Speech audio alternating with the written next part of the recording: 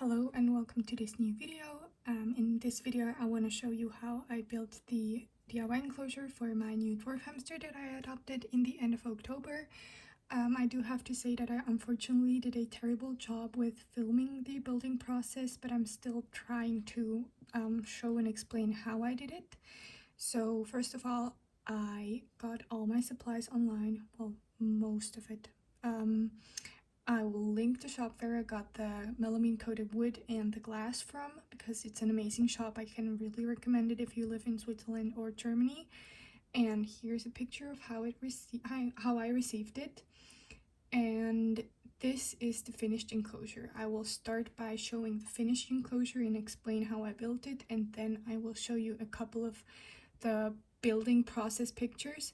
So the lid I will show you in detail in the end how I made it, and now I first will show you how I built the enclosure itself. It's really not that hard. I believe that every single one of you can do this. It just requires drilling a couple holes, drilling in some screws, and gluing on stuff with silicone, which really is not that hard.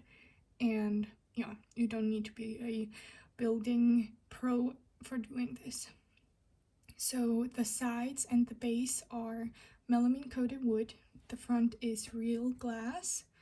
You can of course use plexiglass, but I personally just prefer real glass just because it's not that static, so the dust doesn't stick to it as much, and I think it just makes it look prettier. So you might be able to see it here.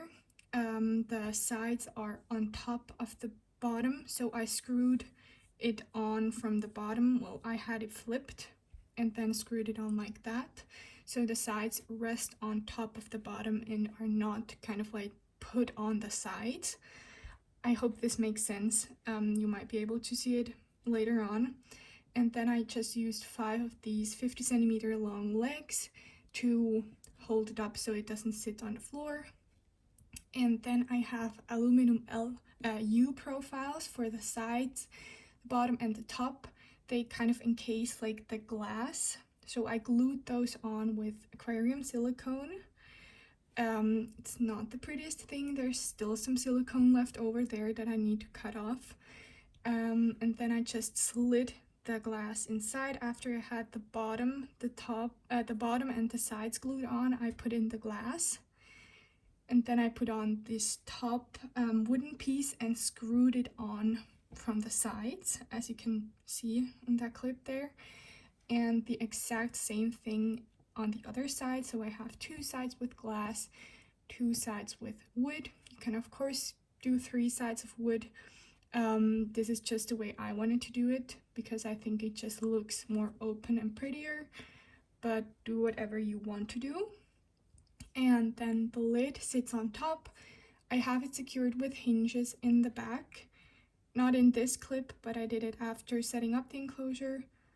Yeah.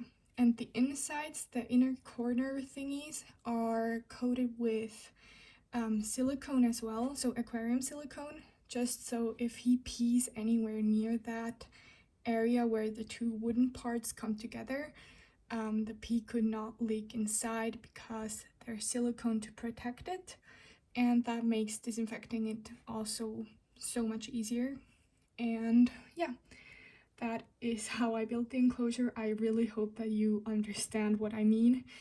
Let me know if you don't. I could maybe try making a mini model to show it, but yeah. So here are a couple of pictures.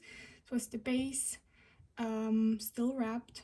Then here, as you can see, I had it flipped around, and then I put screws in from top. Yeah, and then we turn it around so it looked like this.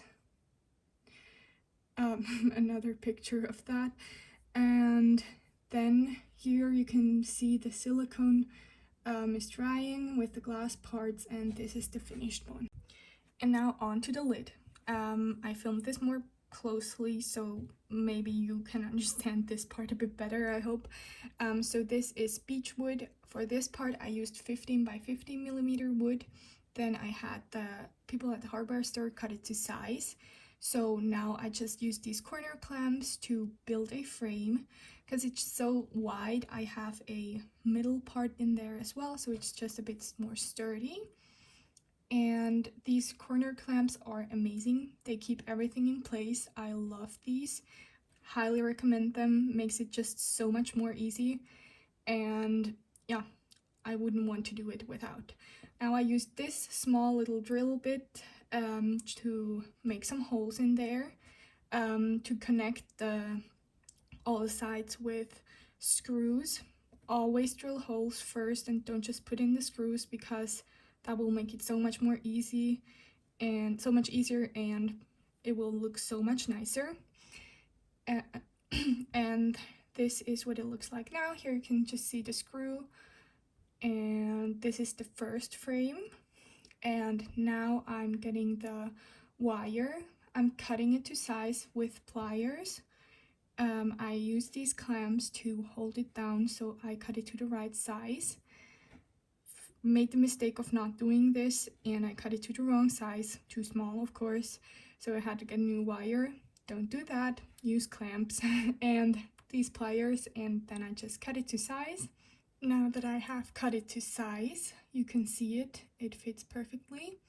I have these smaller bits. These are 8 by 20 millimeters, which I will put on top, and then I will use screws to screw it on top, so the wire is kind of sandwiched in between the two wooden pieces, so it holds the wire in place, and it just makes it look very nice and yeah, professional. It's nowhere professional, but it just makes it look better, and it makes it very sturdy. Again, the clamps, and here you can see the screws. I used this little drill bit. I have no idea what it's called, but it makes these kind of holes in the wood, so you can put the screws in so they are kind of sunken in.